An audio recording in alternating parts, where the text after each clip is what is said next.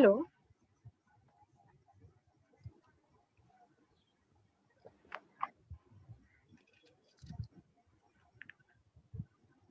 Good evening, Dr. Hemant. Hi. Hi, good evening. How are you? So sorry for the delay. No We problem. were facing some network issues. No problem. Just see the frame that I'm in. Looks good, sir. Looks good. Okay. How was your day? Okay. Nothing great. Okay.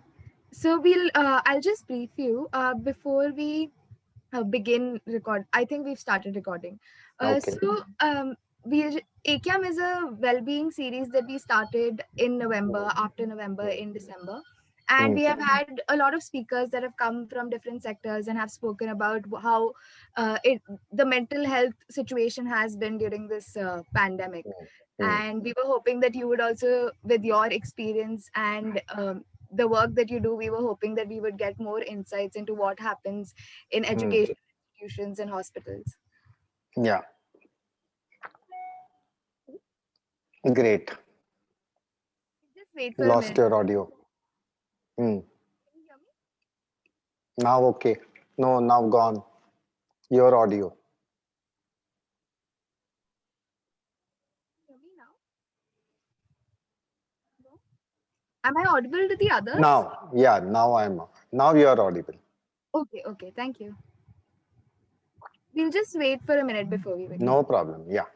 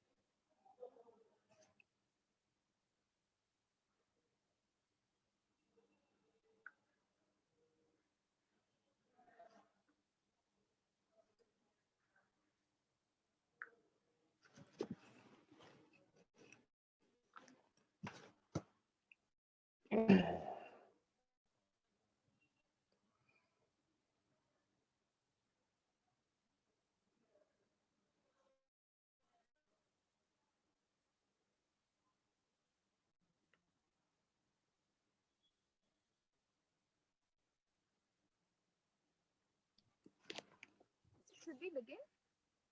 Can I? Should we begin? I'm making you the host now. Yes, Anna, go ahead. Yep.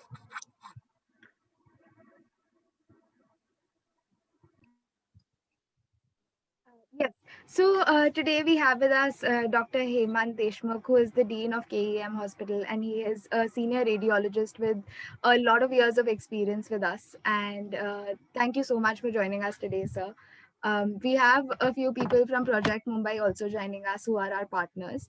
And just to give you a brief introduction about the series and why the series, I think after COVID-19 and the response that Project Mumbai had gotten on ground, they were very keen on disseminating information that might be valuable to all stakeholders that were there. So that is the thought with which we decided to start this initiative, and our users also want to and are looking forward to being fit and healthy members of the society. So thank you so much for joining us today. Thank you. I first off, we wanted to begin and know about what all is entailed in radiology. I mean, how it is very interesting to know that the field of image analysis and diagnosis holds so much, but we are very unaware. So, if you could just brief us about that. Mm, yeah, good evening. Uh, at the outset, I would like to thank you for giving us an opportunity for showcasing the problems associated with COVID-19.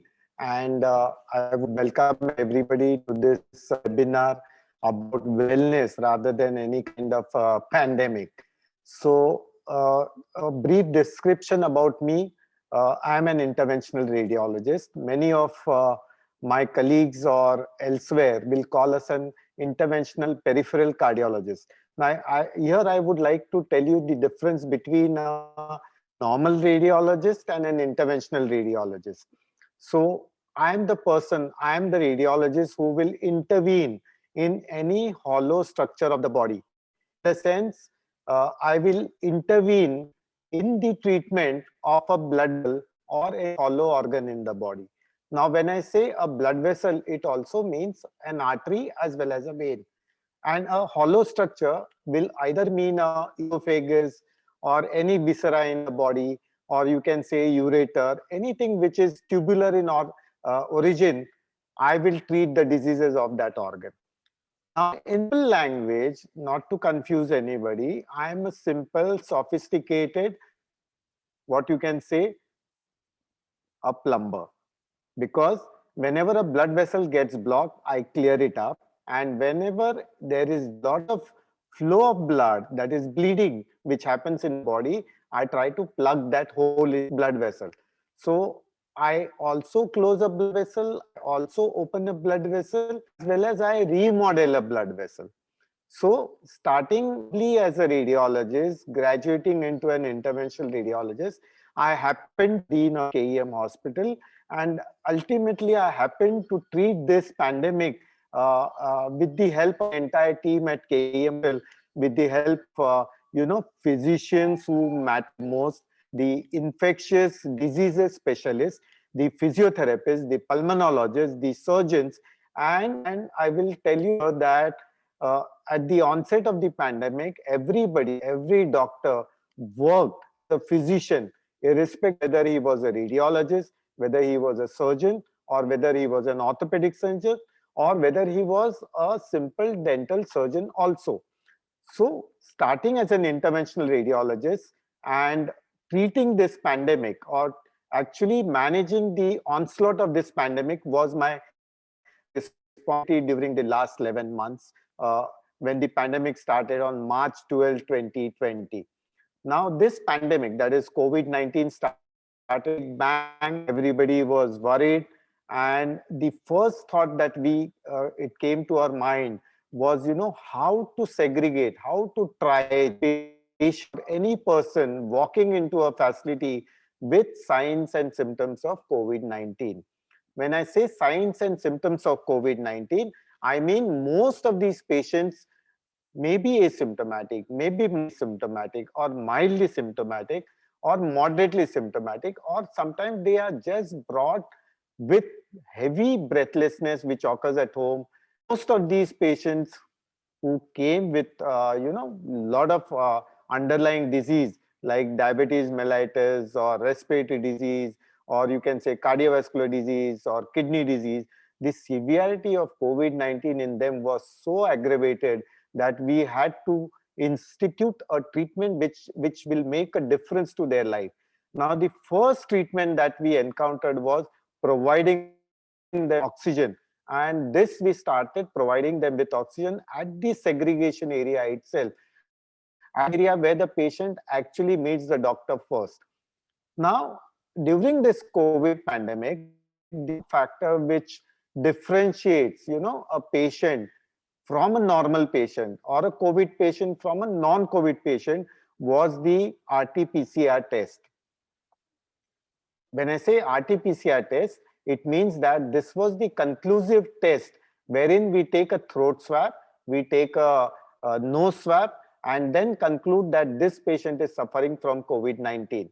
Now, when I say COVID and RT-PCR test, during the initial phase, somewhere in April 20, we realized that the results of COVID-19 test, that is RT-PCR test, were not really coming so fast, in the sense that there was a minimum lag of almost 8 hours to 12 hours to 24 hours for the test result to come. Now till the time the test result used to come, between 4 hours, 6 hours, 8 hours, 12 hours and 24 hours, there had to be an area where these patients who had suspected COVID-19, we had a very important underlying fact or duty to segregate them, derivatives, and patients from other diseases who were coming with similar symptoms. Now, in this isolation area, what we call as or a triage, these COVID-19 patients were almost always mixed with non-COVID-19 patients. So this triage area made it possible for us, to segregate patients who will receive a COVID-19 RT-PCR test, patients who had got COVID-19 test positive, and patients who had 19 negative. Now, when I say these three kinds of patients, there was a category of patients who was called as SARI. When I say SARI, it means severe acute respiratory illness, that is SARI. And there was an entity which was called as ILI, that is influenza illness. Now, in both illnesses, ILI as well as SARI, the patients used with, breath, they used to come with cough, they used to come with fever, and they were sometimes almost gasping for a breath of oxygen at the time. Now, this segregation of patients was almost, we had to keep the relatives at bay. Any positive patient turning positive on RT-PCR wheeled into a COVID dedicated ward. Now, this dedicated ward, you can imagine that this was like a war zone where each and every soldier was well equipped in a PPE kit, that is personal protective equipment kit. Now, there was a time when the number of patients who were coming in the month of April started rising from, say, 5 a day to 10 a day to 25 a day, and suddenly the spurt in the number of cases was so high that we wanted to have the results of RT-PCR or any test which gives a clue to the disease that is called as COVID-19. So we embarked on a journey where to do COVID-19 test on all patients and X-ray chest of all patients. Now, when I say X-ray of all patients, it means that we were taking digital X-ray of all patients who came to the casualty area or who came to the triage area of KEM hospital. Now, you can imagine the amount of people or the people with illnesses coming to KEM or any other hospital started increasing so much that we had to actually build up COVID facility centers. In the sense, a large jumbo center, a field hospital can be put on, say, 7 days or 2 weeks, wherein there is just ground and nothing. So the groundwork involved a lot of erecting of COVID dedicated hospitals on a ground where all the facilities could be extended to patients who had illness, because we never wanted them to mix up with the society. We never wanted them to mix up with the community. We never wanted them to mix up with their own loved ones in the family. So this COVID dedicated hospitals, or what we call as jumbo centers, were opened in NESCO Goregaon. They were opened in BKC Bandra. Now, this huge facility of COVID-19 patients segregating to, NESCO facility or the BKC facility had mild disease to start with. And what we did here was, before the RT-PCR tests were coming positive or negative, all the patients were given a test, X-ray chest on a digital X-ray machine. Now, here comes the major portion. Now, reading this X-ray chest, whether this is positive for COVID-19 or negative. So here, the standard for COVID-19 is RT-PCR throat swab. But here we were venturing into a field which is called as digital X-ray chest, and uploading the images of digital X-ray chest on artificial intelligence platform. Here the actual intelligence comes into picture of a radiologist. And what we did here was, after the images were loaded on the artificial intelligence platform of all patients who are coming with a suspected disease, the results were immediate, the results were instantaneous. Here we could segregate patients into more likely to have COVID-19, less likely to have COVID-19, and possibility of having this patient as COVID-19. So we created another fourth area where suspected COVID-19 on X-ray chest was positive. Now here we could separate into 4 groups and further isolate patients from the other non-COVID diseases. Till here, everything was good. We were diagnosing a lot of patients with COVID-19 and they were wheeled in separately. The major portion of a radiologist was going into the actual artificial intelligence interpretation of a X-ray chest. Now, the artificial intelligence portal used to actually diagnose from a database of images which they had been fed, almost to the tune of more than 1 million images, a data set of 1 million images of X-ray chest, which were looking like COVID. Now, which were looking like COVID also, which were looking like pneumonia also, and sometimes which are looking like plain and simple, you say consolidation or pneumonia, not because of COVID-19. Now, the artificial intelligence was so intelligent, obviously, that we could segregate patients into COVID-19 as well as COVID confirmed cases also. Anything else? No, no, that was. Thank you so much for that answer. That gave me so much insight, and I'm sure everyone Yeah. present here also got so much knowledge about that. But so, as you spoke, it was a war zone, right? So, how did the pandemic affect your daily routine? And since there were so many restrictions during the lockdown, how did you deal with them being a part of a hospital and that to a medical hospital? Mm, I will start with this story. This is a small story of KEM Hospital and any other hospital which was a war zone in the city of Mumbai, because the onslaught of COVID-19 was more in this war zone. And or the population or the public of Bombay know that before the COVID dedicated hospitals or the jumbo centers were established, their main pillars were always the major hospital. That is, everybody knew KM Hospital, everybody knew Sion Hospital, everybody knew Nair Hospital, everybody knew JJ Hospital. Now, the first task was to dedicate a hospital as COVID facility, because there are diseases where non-COVID patients also come. So this fear of non-COVID coming to a COVID facility. Now the scare was so much that non-COVID patients suffering from any other illness were so afraid to come to a hospital which is treating COVID patients, because the amount of fear that was instilled in the minds and hearts of the patients or the citizens was so high that it was almost a dreaded situation where a non-COVID patient would walk into KEM hospital. So there was always a pall of gloom surrounding the entire campus of KEM, Nair, Sion, JJ, or any other hospital earmarked as a dedicated COVID hospital. Now the fear so much that you were able to see the corridors of the hospital as dark. They were devoid of any human movement, but the only movement that happened on that was stroke. The only movement that happened of healthcare workers moving in the galleries as well as the corridors, and these were the workers or the healthcare workers donning the personal protective equipment and running into the wards and running out of the wards. Now, one very important thing here I would like to mention, that of PPE kit was initially during a period of time that they were actually taught how to don, means in the sense that we were actually teaching each and every healthcare worker how to wear a PPE kit, how to remove a PPE kit. How to wear is called donning. How to out remove a PPE kit was more important, because they were tending to the difficulties of the inside the ward.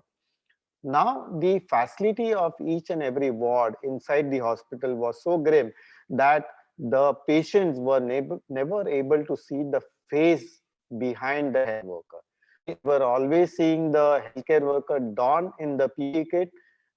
They couldn't see the face of the doctor, they couldn't see the face of the nurse, they could see the face of each and every healthcare workers who was standing. So during that time, what they could see was only a number who were in ward, who were all COVID positive, and and and actually there was nobody to talk to them. There were no, because most of these patients in the KEM hospital ward were in a critical state.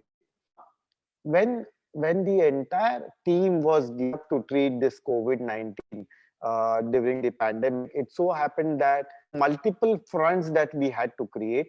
Initially, we started with one single ward with 35 patients, and eventually, with every other week, we had to start a ward which could add existing COVID facility. I'll tell you one example that every other week when 35 patients increase, the tally would almost go to 500 at the end of 2 months.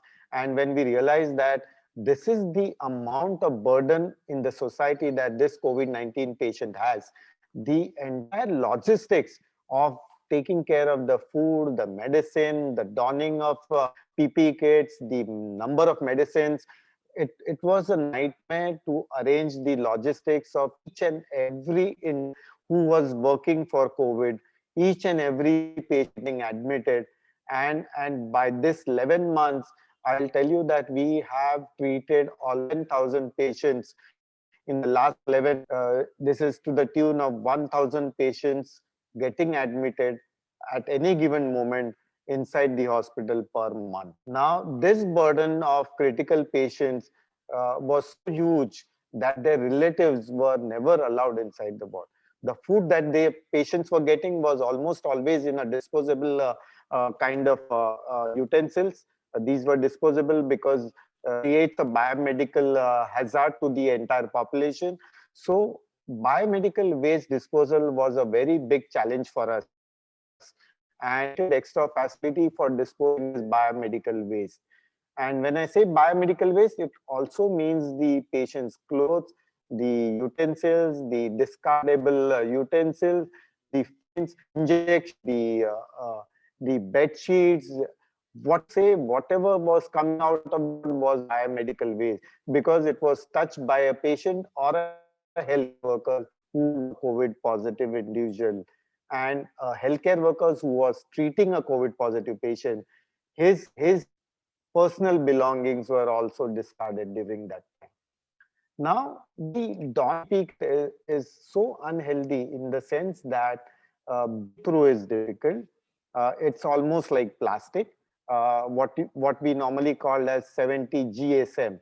So more than 70 GSM, suppose you say 100 GSM PPE kit, it means it is almost like plastic. So you can imagine a healthcare worker wearing plastic raincoats around his body, including his nose, because they were not able to breathe during this 6-hour brief period that they were in the healthcare facility to treat or to tend to the patient's problems inside the ward.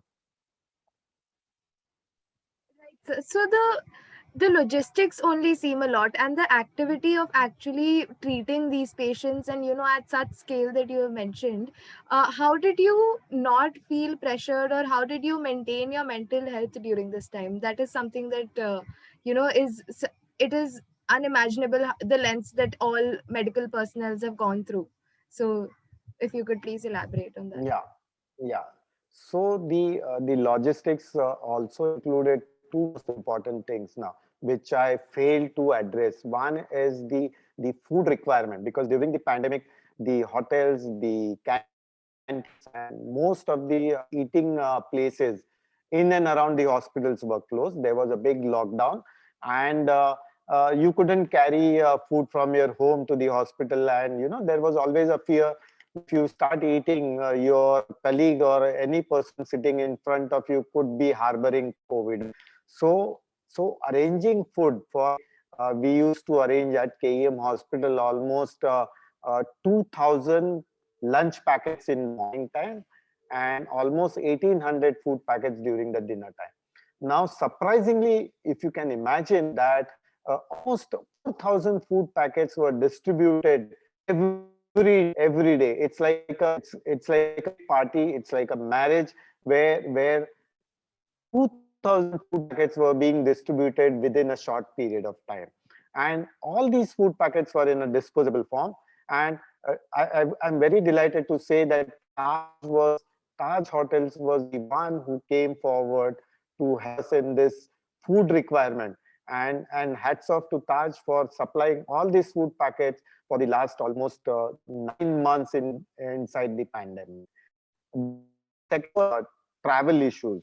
Now, most of the healthcare workers who were staying, regions or in a containment zone, what we call, were accommodated within the facility itself, so that they come here, they go back to their within the campus itself, see to it that they clean themselves up, take a good bath, and they take good steam, they take good warm water for drinking, and they hydrate as well as have a good nutritious diet also. So these are the factors which I failed to tell you.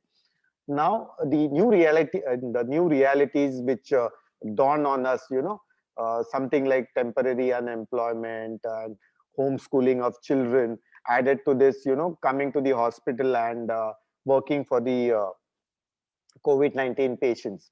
Now, it was very important for us to be physically fit. It was very important for us not to get annoyed. It was very important for us to keep our mental health always on a high. Now, when I say mental health, it also means that we should be cheerful all the time. We should be cheerful during the entire period. Now, how we achieve this, each one has his own way of tackling mental health.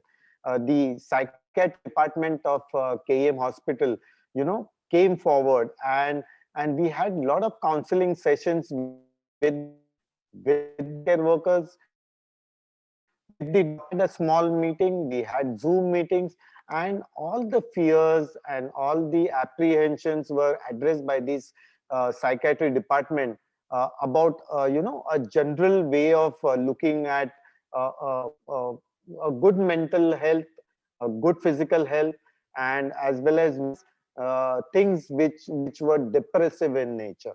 So what we were taught all the time was be cheerful, and we were always told not to get anxious, not to get distressed, and not to get depressed. These were the three pillars on which we started working, and over a period of time, see to it, talk to your colleagues, talk to your other healthcare workers, you talk to your other people in the same faculty in other hospitals, and that's how we started mingling with each other more on the digital platform, and that's how the Zoom meetings came into picture.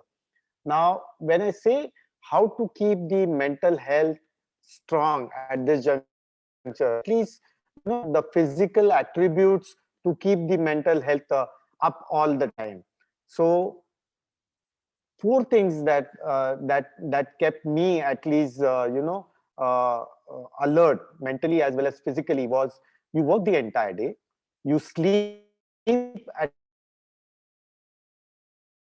time, you get up at the exact time, have good adequate sleep, you have a good personal hygiene, because COVID-19 was all about cleanliness. So keeping a good personal hygiene was very important.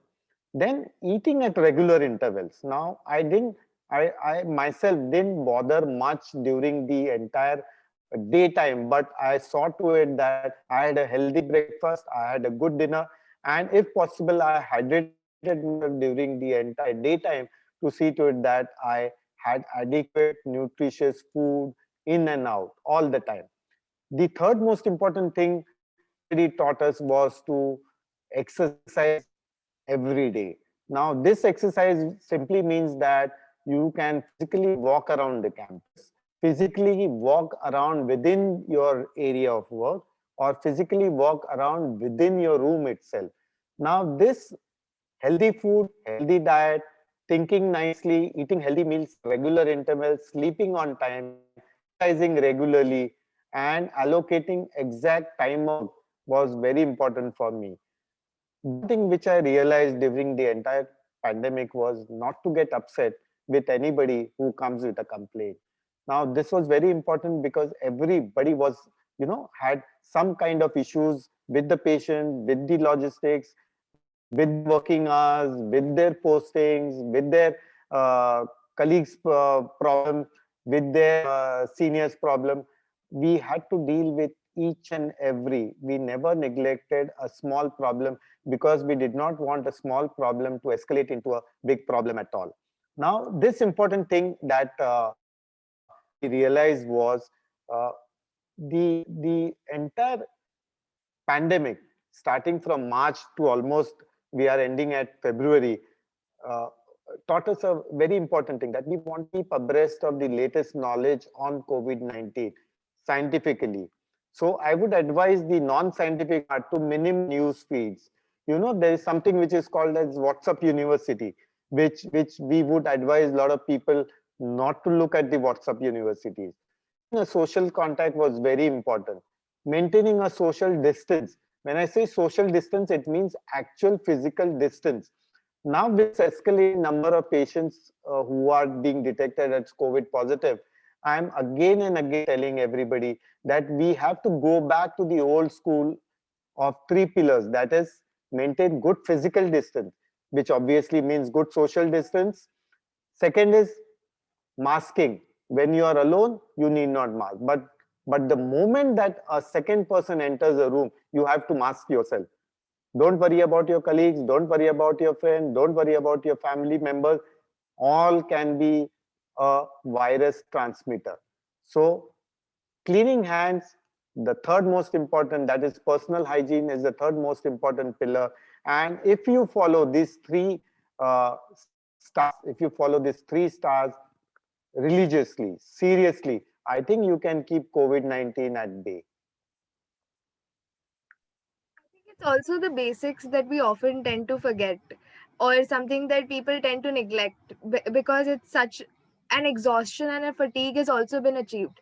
But now that we Yes. see that cases in Maharashtra are also rising again, cases in Kerala are also rising again, Hmm. and there are talks that there might be a lockdown. So everyone's also going back to the basics again and seeing that these Hmm. are actually the ones that will help us fight them. Yeah. Yeah. So like you described how the daily routine went by, so it seems like 24 Hmm. hours are Hmm. also less for a medical professional. So what advice Yes. do you give your students to prepare themselves for such a fast paced and such a high demanding job? For the students, when I say student, it obviously means that medical students, and these are the frontline workers. These are the healthcare workers, and their feelings are very valid because they are being pushed into the war zone. If you can say, this is the war zone for a pandemic, because this is a war, and that's why this becomes a war zone. Now, keeping mental well-being was of utmost importance to us. It's not about being tidy, it's about having control over your negative thoughts. So when I say control over your negative thoughts, I mean that the start of the day has to be cheerful. So you have to start your day in a very cheerful manner. And many a times, what I almost always tell these students or the healthcare workers or the frontline workers is always to keep some kind of diary or some kind of preparation when you start your day with a good thought. That is mental wellness day one, then mental wellness day two. You can have a diary wherein you have a 31-day mental health challenge also. So each day you start in a positive frame of mind, and you should realize your boundaries. You should earmark what are your boundaries, that you would today work this much, you will not work on a particular day, and take adequate sleep, you can take adequate rest, you can maintain social contact during your rest period. Now, having said this, there are 5 areas of self-care. I will sum it up as 5 areas of self-care for any medical student or a postgraduate student or any healthcare worker. First is mental health. Now, when I say mental health, we have already touched upon mental health. Be cheerful all the time. Second, I have always told you that physically you have to look after yourself, because you are yourself. Nobody is going to look after yourself. The third most important thing, which students and the younger generation wouldn't want to dwell into, is the spiritual nature of your mind. The emotional as well as social nature, everybody knows. The spiritual can come as the fifth one. And doing a lot of meditation, even if it is for 5 minutes, start the day with, I think that will keep your mental health fit. I think that will keep a good amount of enthusiasm in your entire day's work. The emotional quotient, the emotional help that you would require will always be derived from your fellow friends, that can come from your mentor. Have one mentor all the time in your life. It can be a mentor which can keep on changing. It can be 10 mentors for your different faculties of your life. It can be multiple mentors for each of your intelligent area that you want to capture. So having a mentor and following up with your mentor is going to be the key to a success in treating a pandemic, in your day-to-day work, and in your studies, obviously. I think you put it very well, because support systems are often something that we know we have, but we forget to reach out to them also. So that is also one bridge that we should think about covering. And we also see that India is speedily recognizing the importance of mental health and mental well-being. So what do you think this has an impact, or how much of an impact does this have, especially on cardio? Like, how does the body respond if you do not take care of yourself and do not respond in these activities? See, your mental health is more important. Yes, mental health is more important than your grades in your exams. Mental health is more important than and things that you possess. Your mental health is more important than your work. Remember, your mental health is more important than your body size. Your mental health is more important than your family and friends. Remember this, the person that can help you is yourself. So you have to create an area where you are your own mentor as far as the mental health concern. Now, there are certain things which are called as happiness chemicals. Everybody knows about happiness chemicals. There are four of them. Now, this mental health happiness chemicals come in four forms. The first is dopamine, everybody knows. The other is oxytocin. The third one is serotonin, and the fourth one is endorphin. Now, to create this, there are certain set of acts, or certain sets of actions that you need to take to increase dopamine. Now, when you want to increase dopamine, there are certain work that you have. First is complete a task. Whatever a task given to you, complete a task. Then practice self-care a month of sleep, and then celebrate a win. Now, celebrating a win is very important because this is chemical. So the more you celebrate a win, the more dopamine is released, and it's almost a feeling of happiness that you will be able to complete one more task in the subsequent period. Something like oxytocin now. When you want to generate oxytocin, play with an animal. Have a pet with which you can play. Not everybody will like a pet, but anybody with a pet, you should always play with animal. Sometimes you do some random act of kindness. Uh, Hugging a loved one is also very important, and sometimes always give a compliment.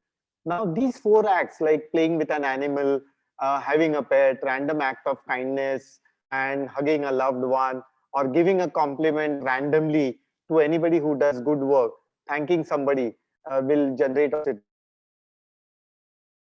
If you're cardiovascular health, I treat the entire architecture of a blood vessel.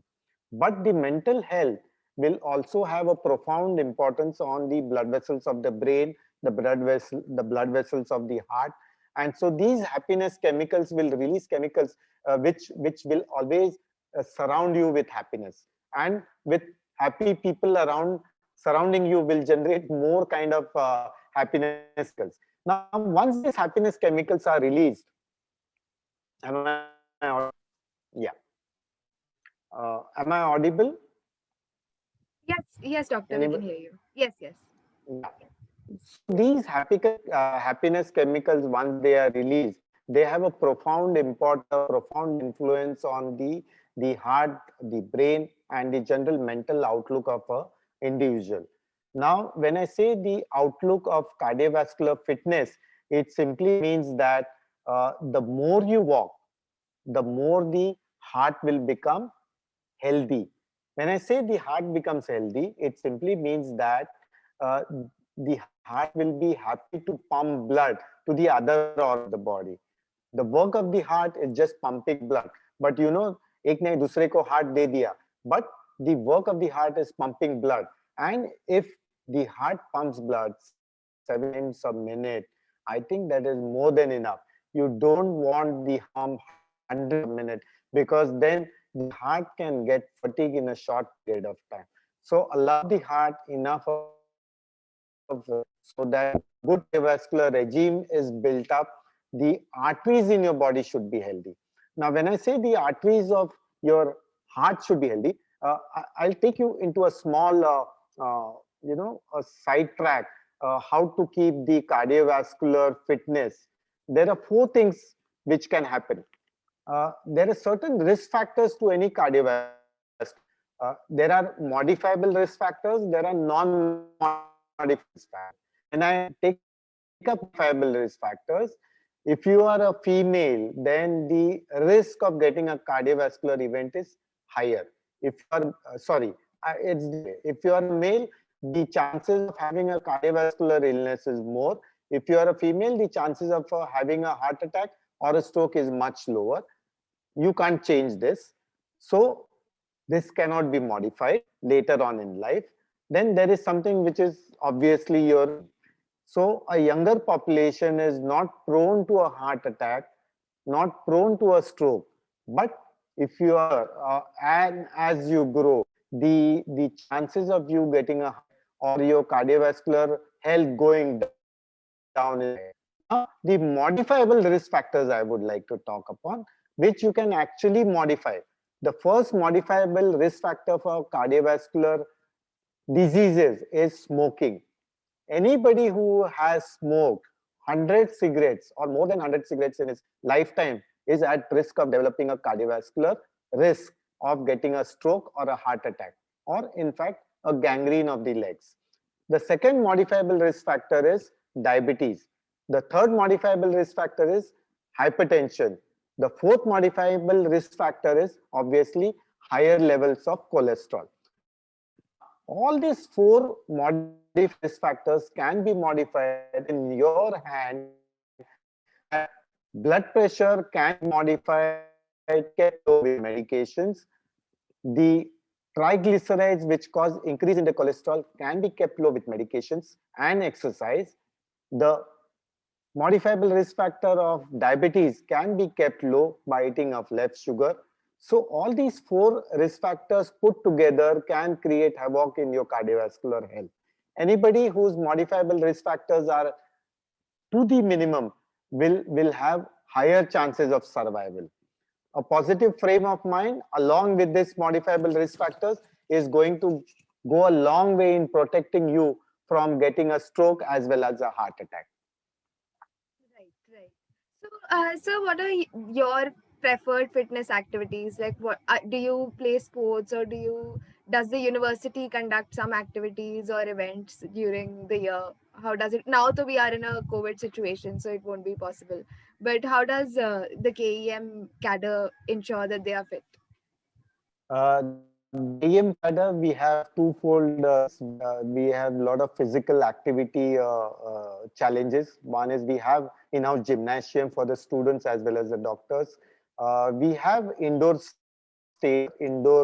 play area. I mean, not really a stadium, wherein we have we have ball, we have a turf where we can football. Then we have tennis court also, where all these 4 sports activities can be had in-house in the campus, anybody around the clock, honestly at night. In the center of Dadar or in the center of Mumbai city, that is Dadar area, we have a large stadium where we can play cricket on the grounds. Now, we normally have cricket matches around the year, not necessarily during the monsoon period, but right now we are trying to develop box cricket as a good, short, condensed course of cricket. And then we have all these kinds of sports activities which keep on happening during the entire year, except the monsoon period. Now, anybody who wants to play any kind of sport, we have sport challenges wherein they can actually achieve themselves. They have ample space, they have ample opportunity for the students, for the faculty also to dwell around the campus. They can walk around the campus. We have a good, healthy environment. We have good number of green trees inside the campus and just probably outside the campus also. So that will keep everybody in a physically fit form and in a positive frame of mind. Right. And these challenges, I think they motivate you also further to, achieve that little extra that you might have missed out on. Uh, On a personal ground, I tell you that using a car, you ditch your car for the 200 meters. Tell your driver to get a drop you 100 meters away from your home. That is one activity which most of you can. Tell your driver to drop me 100 meters away from KEM hospital. This is a message for the student and faculty of KEM. Driver can drop you maybe 100 meters from the hospital, and then you can walk down the hospital. So using the elevators is not really a good idea. Walking up at least 2 floors is always a good idea. Walking down the stairs is always a good idea. So within the campus, you should keep on walking. I keep on encouraging my faculty to increase your pace in your walking, not necessarily go to the gym all the time, but small physical endurance within the campus keep you always fit. I don't take a lift for the first 2 floors. right. Right. So, when you were also a student and you were also studying, you must have also thought that the medical profession or the field is very daunting. Or when you were in the process of just, that learning curve that was going to expand, then how did you deal with incidences when you thought that it could get a lot? Or how did you prepare yourself saying that this is something that I want to do? Once you have decided the target, once you have decided to become a doctor, I think anybody who has a goal should try and achieve that goal. So if you want to become a doctor, I think the challenge is to study in those whatever fixed period of time, that is 5.5 years, and then there's no looking back. So unless you have a goal, you cannot achieve your targets. One very important thing, you should have a goal so that you can achieve the target all the time. Now, when I went into MBBS, I realized that you cannot finish medicine in your entire lifetime. So even at the whatever time that I have spent in the hospital, I still want to learn something more, which I have not learned, say 15 years back, 20 years back. I still keep on learning from students, from the faculty, from the colleagues. Some one new important thing that can be learned every day. I think one should try and learn every day. I cannot be a jack of all trades. So one important message is you cannot learn everything in medicine. Try and subspecialize into something. If I become a radiologist, I will not know what is the treatment for cough and cold or maybe simple fever. But learning over a long period of time and over experience, I have realized that I can treat pneumonia, but I'm not going to prescribe medicines unless it relates to my field of intervention. So when I do angioplasty of the lower limb, I know what is angioplasty of the lower limb. I know what medications to give. I know what medication not to be given. And here I will never understand hematologist does with his specialty. So one should subspecialize in his own field of excellence and in his own field of knowledge. I think one should excel all the time. You cannot learn everything in your life. So each day is a learning day. Your learning will bring two attributes to this. One is whatever you have learned, you should unlearn to learn a new thing. Got it? So your mind has to be open. You have to go to a new problem with an open mind. I have to unlearn a lot of things to learn a new thing. Then I should be teachable for everything. If I want to learn something, I should be teachable. Somebody is teaching me, I should try and imbibe everything. I cannot finish my MBBS in 5.5 years. I cannot finish my MD or MS in 3 years because that's the basic course. What I'm going to learn after MBBS is something different. What I'm going to learn after MD is something very different. So I had to finish my basic course. I had to unlearn a lot of things. Unlearn in the sense a new MBBS student joins it. He has to unlearn what he has learned in the last 12 years of his schooling. Got it? And then I have to be teachable all the time. There is a faculty which is always trying to teach you. So I should be teachable. If I'm not teachable, I'll never be able to imbibe what my seniors are teaching me. Right, right, sir. So, talking about that only, what changes do you see in the students and their perspectives from the time you yourself were a student and to the time now? Like, how have that changed? It's always a generation gap, I suppose, because the students will always feel that they are the cream of cream, but the seniors have also gone through that stage of life where they were the cream of creams, and we naturally respect their intelligence. And I think everybody has a different kind of support system, a different kind of intelligent support system that they have. So the first differentiating point is that we used to read books. They read Google, and most of the textbooks are on Google. So two very important things is they should always keep on reading books. Whatever the digital media may not be authentic. The books are always authentic. One very important message that I would like to give to the students, that you cannot ditch books or you cannot ditch pages for that small digital mobile that you have, which is going to answer all your problems. One thing I understand very well, that distances explored, medicine can be explored on a Google, but learning cannot be explored on a Google. Learning cannot be on a digital platform. Learning is always on the bedside. Unless you talk to the patient, unless you touch to the patient, unless you touch the patient, you will never ever learn medicine. Just keep on practicing, you will excel. Reading books will come second.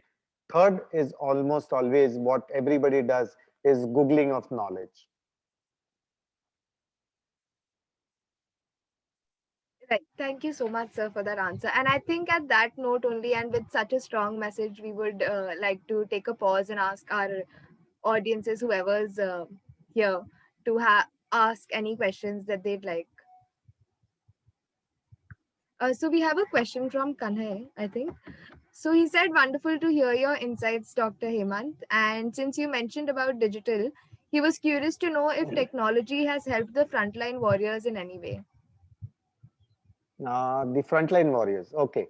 So this part I probably missed a bit. And I said there was a lack of communication between the patients, their relatives, and the doctors. So there was no communication. There was a big communication gap, a physical communication gap between the relatives, the patients, and the healthcare workers who were sitting outside managing the logistics. There were a lot of logistical issues, in the sense that the newspapers or the say the indoor papers, the treatment sheets, everything was digitalized. So we caught hold of the tabs which come with a ready-made internet solution, and the tabs were given to the doctors inside the wards. They used to communicate with the outside logistic team, as well as with the war room that we had created between the doctors as well as the logistic team outside.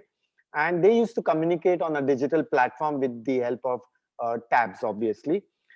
We used to actually tell the patients to call up their relatives back home on the tab, so that they can make a video call and actually talk with each other. So that in fact changed the entire setup of the patients and their relatives. Their the bonding became so good that they could actually see the patient being treated. They could actually talk to the patient if he was not really on a ventilator, or not really able to talk with the amount of tubes that the patients were engulfed on. So one thing was, we made use of the tabs. The second most important thing on a digital platform that we made use of was creating an app, actual app, on the sense that all this information, the medical information, the logistic information, and a huge number of data sets that we gathered in the form of positive reports, negative reports, blood tests, everything was combined onto the app, and the app could have been accessed by the doctors inside the ward, the logistic team outside the ward, the other healthcare workers who were helping the entire team of doctors. So this app-based on a tab as well as a digital platform helped us so much that entire thing was captured onto the screens on the closed circuit cameras also, and we could actually monitor the movement of each and everybody. Sitting in my office, I could see each and every ward, what the patients are doing, what the healthcare workers is doing. Not really a minute watch on them, but in general, we could actually sense what was happening inside the ward. So this made a big difference to the entire working on a digital platform. Both the things were very important, ensuring that there was smooth communication to the patients who were so clueless and in the middle of a pandemic when everyone's going a little scared and very apprehensive to just go to hospitals. I think that was a very great move, and I think and I hope that answers Kanai's questions. Does anyone else have any questions for Dr. Hemant? He's raising a thumb. Yes. You have any question? No, sir. I think whatever questions I had were covered so beautifully, and I got such a great insight into what the profession actually entails. So, if no one has any questions, we will wrap up and thank Dr. Hemant for spending so much of his busy schedule with us today. Thank you. Thank you so much. We have responses saying thank you for your time. Thank you so much. We'll share the recording with you very soon. No problem. Thank you. Thank you for everyone for joining. Thank Bye. you. Take care, sir. Bye. Thank you.